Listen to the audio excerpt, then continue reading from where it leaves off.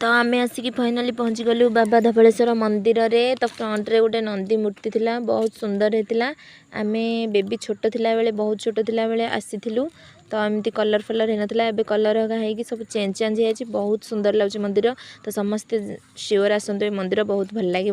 तो फ्रंट रे जने माउसी ये भोगराग आउ दीप बिक्री करते, तो आम सब किणिलु। तो सी मु वीडियो कर देखिकी हसिले। सी आमको कहते जे मंदिर प्रहर पड़गला कारण बहुत लेट है।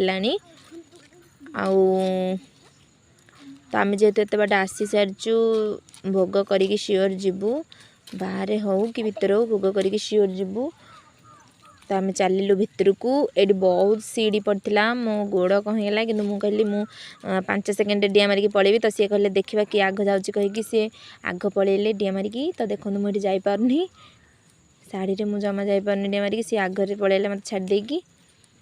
तो तापर ये अधार आम देखिलु जे गोटे बर गछ थिला, आउ ये कौन मानसिक नड़िया कि कौन एरा सब बांधा होता, मुझे तो जानी सेते भी, बस अनुमान करी कहूँ। तो यहाँ है फ्रंट मंदिर, बहुत सुंदर लगुच।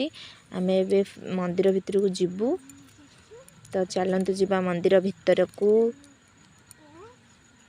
तापर ये आम गोड़ हाथ धोईदेलु, जेहेतु मंदिर भितर जीवु टे गोड़ हाथ धोईकी जीवु। तापर ये मु महादेव का आगे दीप जाली, कारण प्रहर पड़ जाइना, भितर एंट्री नाई। तो बाहर ही दीप जाली ठाकुर सामने। तापर आम एपटू गलु हनुमान मंदिर को, ये ही भोग होता। आ सब आड़े प्रहर पड़ जाइए। तो ये आम भोग कलु, भाईना भितर बसंती से भोग होची। ये आम भोग देकी मु जाऊँगी दीप जालिया को। तो मुझे बाहर दीप जाली हनुमान मंदिर सामने। ये मोर वीडियो बनाउछंती दीप जालला टाइम रे। ये देखो मंदिरटा पूरा को भीतर अच्छी, माने जंगल एरिया भितर, बहुत ऊपर अच्छी मंदिरटा। यहाँ है पार्वती माँ मंदिर, प्रहर पड़ जाए जेहेतु ताला पड़ी मंदिर रे। तो जेहेतु नूतन वर्षर प्रथम दिन समस्ते मंदिर ही जाती। तो आसी केते गुरे पिला, झील पिला सब से फोटो उठाउथिले, मंदिर आसथिले सबू। देखु मंदिर दृश्य सबुठु बेस्ट जिनस है ये। देखु जितक पित्तलर सब नागमूर्ति थुआई, पूरा रियल भाई लगुच, बहुत सुंदर लगुच।